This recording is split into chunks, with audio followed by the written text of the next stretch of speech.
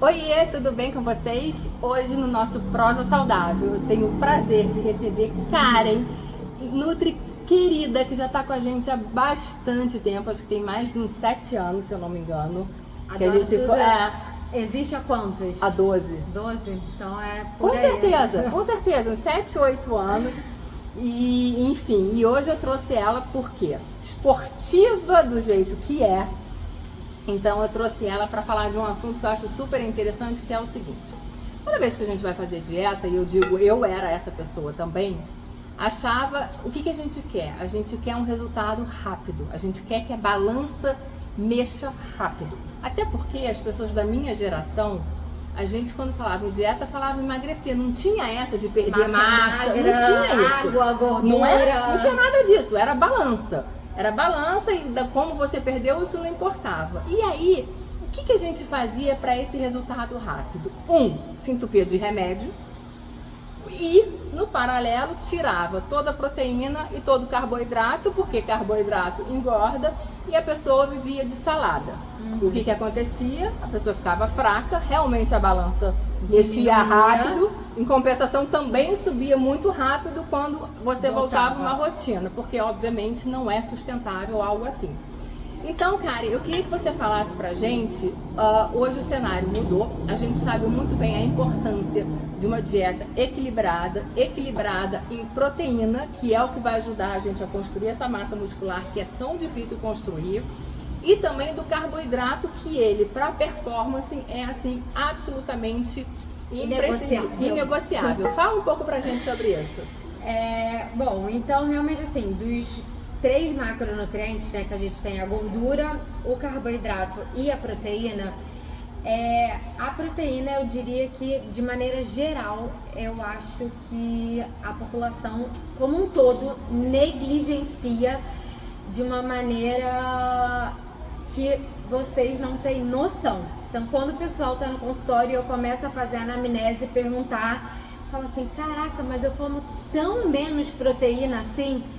E comem, assim, 90% das pessoas comem realmente menos proteína do que deveria se comer. E quando a gente fala de massa muscular, né, de construir esse músculo, a gente está falando, gente, de saúde, de longevidade, de mobilidade. Então não é só construir o corpo do momento do biquíni, né? Eu tô falando realmente sobre pensar na sua vida a longo prazo. E a questão do carboidrato, que existe realmente essa cultura do medo pelo carboidrato, né? Uma carbofobia, principalmente quando a gente fala em performance. Eu preciso desmistificar isso, né? O carboidrato, ele é o melhor amigo, ele é o aliado de quem está querendo ter uma vida com uma rotina de atividade física constante, de quem está querendo não necessariamente entregar treino como se fosse um atleta, né? Mas fazer uma atividade física bem feita, né? Sentir que conseguiu entregar o máximo naquele exercício. O carboidrato a gente não pode abrir mão de jeito nenhum. Uma coisa que eu acho importante falar, que muita gente entra em contato comigo e fala assim, Suzy, quando recebe um produto, né?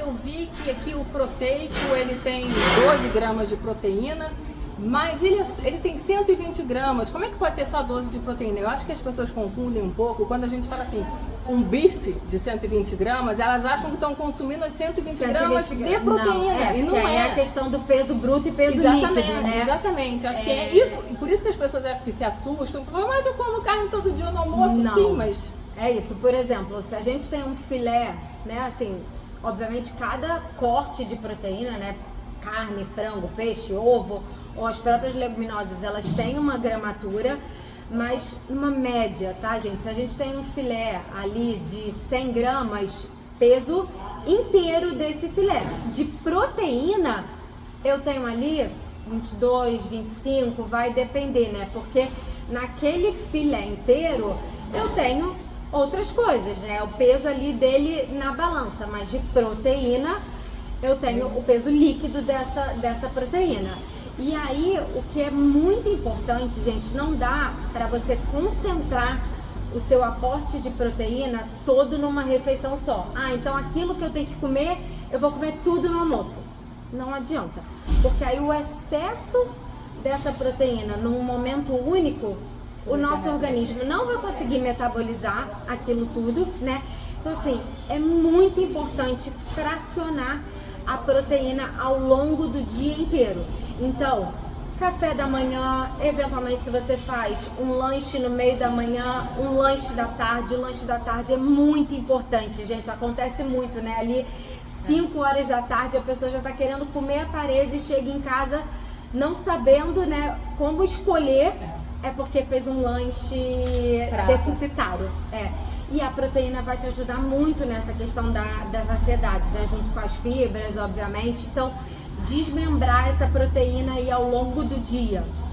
E aí, até falando do carboidrato, né, que a gente falou para a questão da performance, sim, o carboidrato em excesso ou o carboidrato no horário onde ele não deve estar, ele pode sim favorecer um ganho de peso.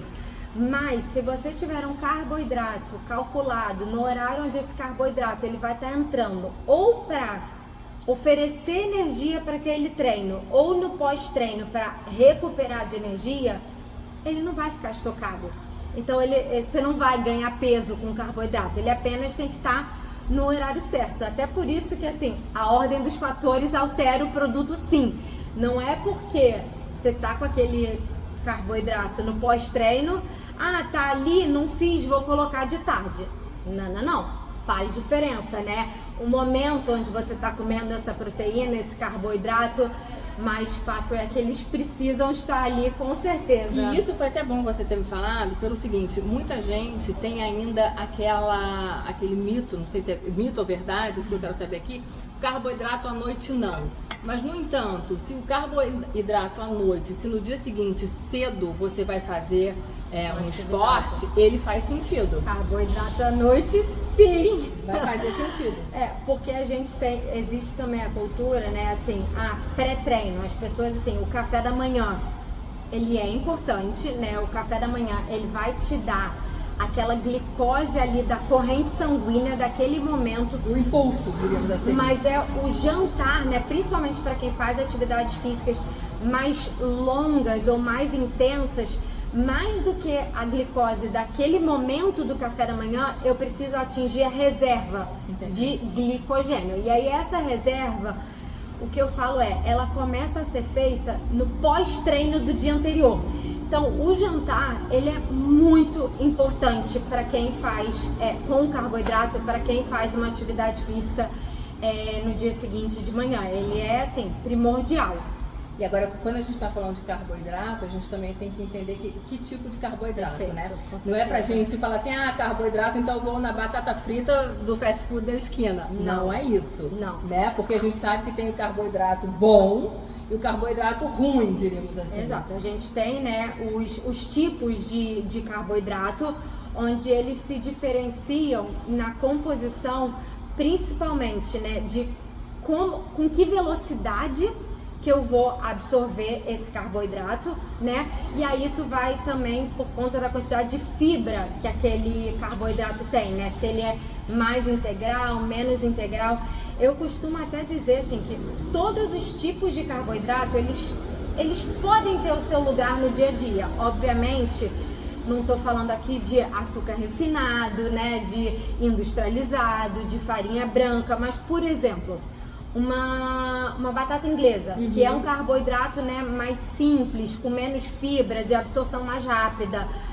As pessoas têm medo da batata inglesa, mas ela tem também o seu lugar importante. Num pós-treino, por exemplo, esse carboidrato de absorção mais rápida, né, ou até, enfim, uma goma da tapioca, um pão francês, ele tem o seu lugar. Mas realmente, por exemplo, num jantar do dia anterior, eu quero um carboidrato que eu vá absorver mais lentamente, que não vai te dar nenhum pico de insulina, um carboidrato associado com uma proteína. E aí a gente tem até vários salgados aqui que ajudam a gente em um único alimento, eu tá te fornecendo. Aí se você vai comer um salgado, 2 salgados, 3 salgados, você vê com o seu nutricionista, mas que vai estar te fornecendo ali já esse combo, entendeu? Da proteína e do carboidrato. O que eu acho tão legal hoje é o seguinte, literalmente, na minha época, e na época as pessoas vão se reconhecer, da galera dos 50, da faixa dos 50, a gente não aprendeu a se alimentar bem, porque a gente queria esse peso na balança para baixo rápido,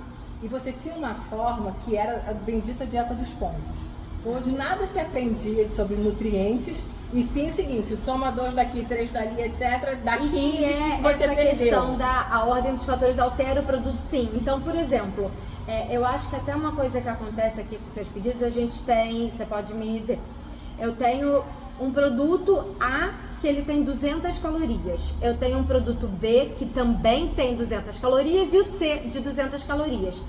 Mas será que é só porque eles têm o valor calórico final, eles estão igual? Não, porque vai depender da composição de macronutrientes, né? A gente tem aí 1 grama de proteína são 4 calorias, 1 grama de carboidrato são 4 e 1 grama de gordura são 9.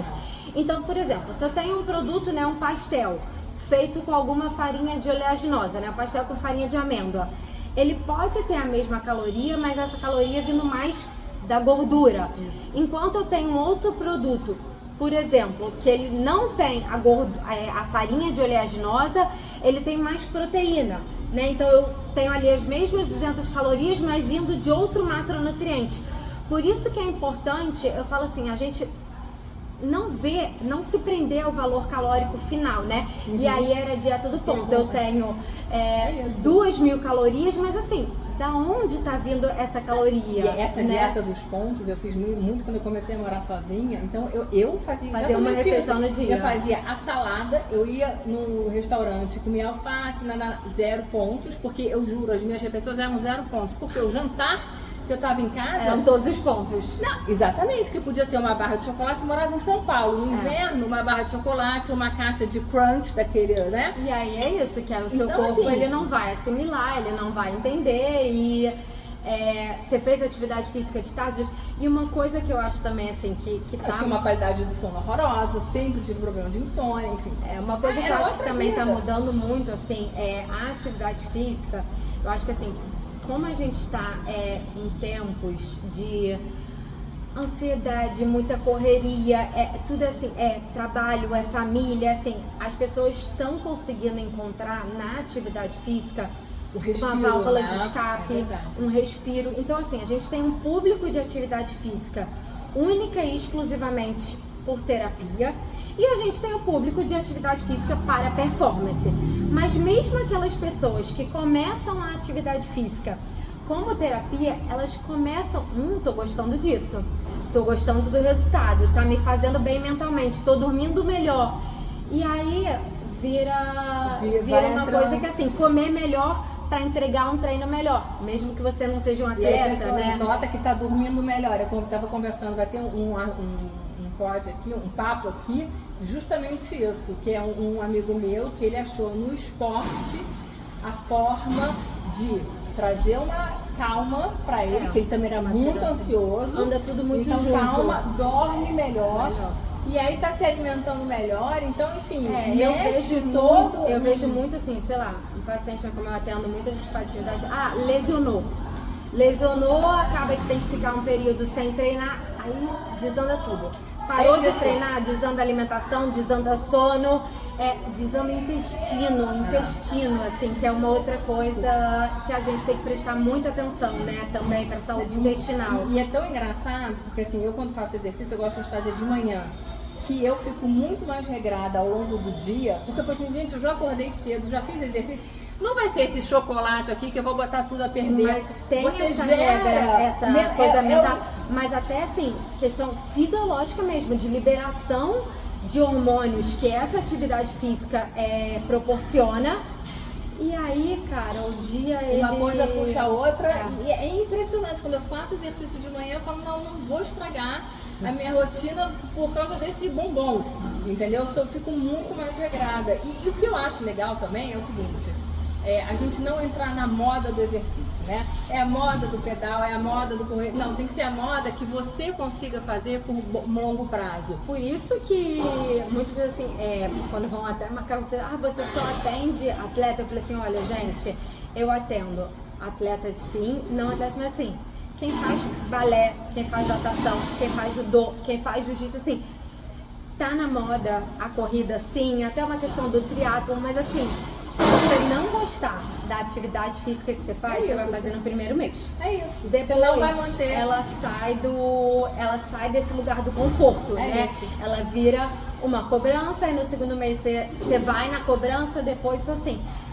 acha a atividade física que você gosta. Se ela gasta mais ou menos caloria, não importa, porque o importante é você ir. É a frequência. Então você ir, você vai gostar, exatamente. Senão É a você frequência não que vai. você faz a história. Exatamente. Né? Então, assim, eu acho que é muito difícil a gente não seguir aí a moda, né? Como eu acho também que, assim, hoje a gente sabe tanto sobre alimentação, tem tanta novidade, né? Tem tanto estudo, e é uma coisa que, assim, é impressionante como vocês estudam. De verdade, né? A quantidade de pós, a quantidade de quantos. Porque eu acho assim que a gente via a nutricionista, ou endocrinologista, ou médico, enfim, que fosse, quando a gente quer emagrecer. E eu acho que não é isso. Hoje a gente tem que ir pra gente entender justamente o que é melhor pra mim.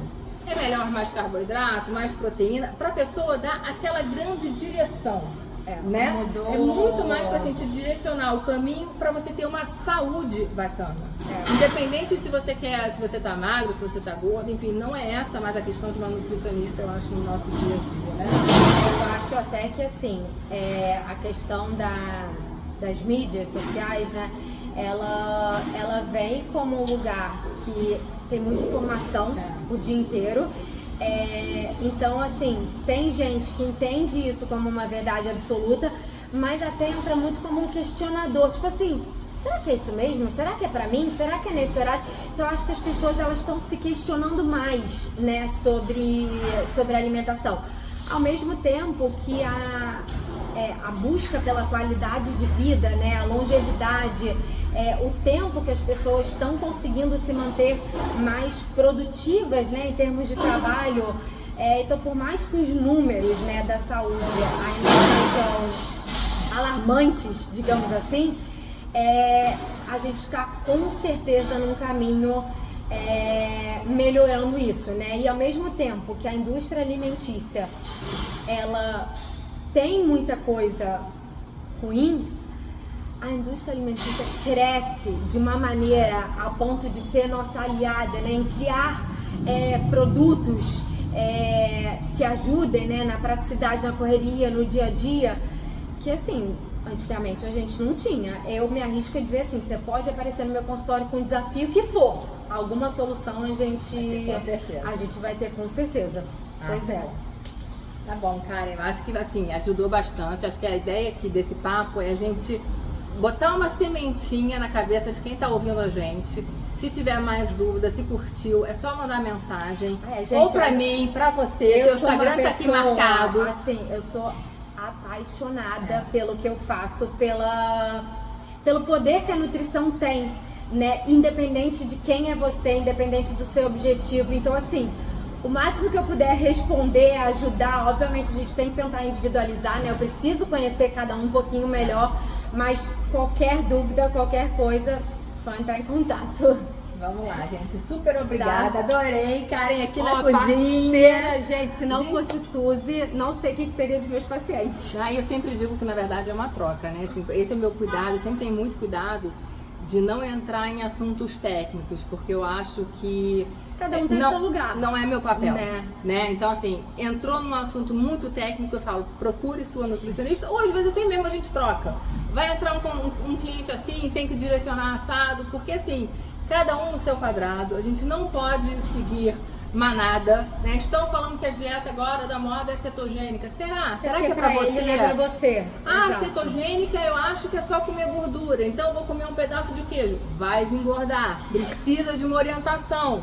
Né? Ou eu sempre falo, já fui fazer cetogênica e caí dura. Então, assim, o problema talvez não fosse a cetogênica, e sim da forma que eu conduzi, porque achava que era só comer Da gordura sua realidade, liberada. da sua atividade. Exatamente. Enfim, então acho que a gente tem que buscar essas profissionais que estudam, que vão saber direcionar melhor a gente. E aí, se você quiser emagrecer, engordar, ganhar massa, enfim, aí é um Tudo. outro assunto, mas assim, como guia, sabe? Para saber, para uma Uma alimentação orientação. saudável, um guia Para ter alimentar. uma vida saudável, porque sim, é fato que a gente está agora, né? Antigamente a gente vivia até, sei lá, 80 anos, a expectativa de vida está aumentando. E a gente precisa viver bem. E também não adianta a gente chegar a 95, né? Exatamente, chegar a ser ativo. 95 de cama, entendeu? Então a gente tem eu que tenho cuidar exemplos agora. em casa, meus pais, assim, né? É ser mais velho e ser ativo, É né? isso. Conseguir entregar à sociedade ao que. Nossa, ao sua que mãe? eu posso fazer. Mãe dela, cara, me bota no chinelo, entendeu? Não. Enfim, pelo amor de Deus. Tá Tá, bom? gente? Beijo. Beijo.